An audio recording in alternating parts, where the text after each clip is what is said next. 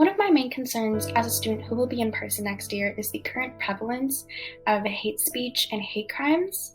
I just can't help but wonder the sort of impact that will have on student feelings of belonging and really just our physical safety.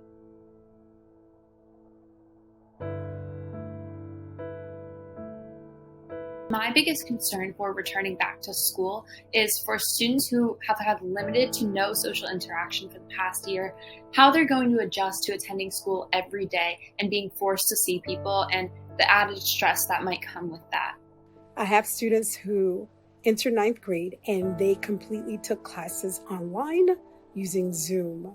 So they missed out for their freshman experience. So they lost the ability to socially engage and interact on campus. All of the kids who spent the entire last year online are just gonna have a ton of difficulty readjusting and socializing again. How will we be as a vibe? Because when we're online, we haven't really talked to one another. During this period of COVID-19, there has been a much greater emphasis by educational institutions on student mental health. And so returning back to school, it makes me wonder whether these positive changes will remain or we will revert back to normal.